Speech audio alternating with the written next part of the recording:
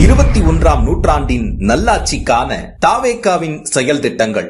Tamil Nadu citizen privilege card ஒவ்வொருவருக்கும் அரசு நலத்திட்டங்கள் லஞ்சமில்லாமல் போய் சேர தமிழ்நாடு சிட்டிசன் பிரிவிலேஜ் கார்டு ஒவ்வொரு குடும்பத்திற்கும் வழங்கப்படும். பிறப்பிலிருந்தே அனைத்து நலத்திட்டங்களும் விண்ணப்பிக்காமலேயே ஏஐ தொழில்நுட்ப உதவியுடன் நேரடியாக வீட்டு வாசலுக்கே வந்து சேரும்.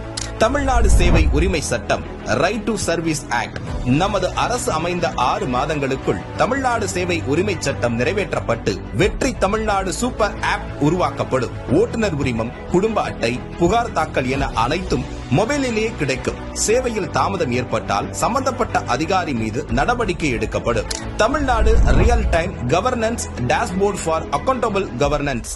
தமிழ்நாடு அரசின் பட்ஜெட் வெறும் ஆவணமாக மட்டுமே இல்லாமல் திட்டங்களுக்கான நிதி ஒதுக்கீடுகள் இனி வெளிப்படையாக்கப்படும். Citizens as partners in governance. பொதுமக்கள் வெறும் வாக்காளர்களாக மட்டுமின்றி அரசின் பங்காளர்களாக மாற்றப்படுவர். இதற்காக உருவாக்கப்படும் மை வெற்றி தமிழ்நாடு .in என்ற இணையதளம் மூலம் பொதுமக்கள் மாநிலத்தின் வளர்ச்சிக்கான யோசனைகளை முன்வைக்கலாம், கொள்கை முன்மொழிவுகளுக்கு வாக்களிக்கலாம், அரசு சேவைகளை மதிப்பிடலாம், நிதிநிலை அறிக்கை செலவினங்களை கண்காணிக்கலாம்.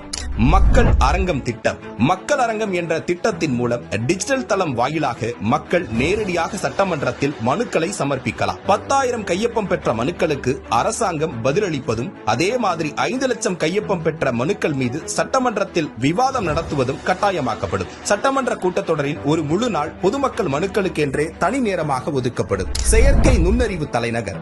செயற்கை நுண்ணறிவு அமைச்சகம் தமிழ்நாட்டின் முதல் செயற்கை நுண்ணறிவு பல்கலைக்கழகத்தை ஏற்படுத்தி உலகளாவிய தொழில்நுட்ப நிறுவனங்களை ஈர்க்கும் வகையில் செயற்கை நுண்ணறிவுக்கான உலகளாவிய மையமான AICT உருவாக்கப்படும். இந்தியாவின் முதல் செயற்கை நுண்ணறிவு அமைச்சகம் உருவாக்கப்பட்டு மதுரை, கோயம்புத்தூர், சேலம் மற்றும் திருச்சியில் 1000 டீப் டெக் புத்தொழில் நிறுவனங்களுக்கு ஆதரவாக செயற்கை நுண்ணறிவு புத்தாக்க மையங்கள் உருவாக்கப்படும். தமிழ்நாட்டை நிதி ரீதியாக இறையாண்மை, தன்னிறைவு மற்றும் செழிப்புள்ள நாடாக மாற்றுதல்.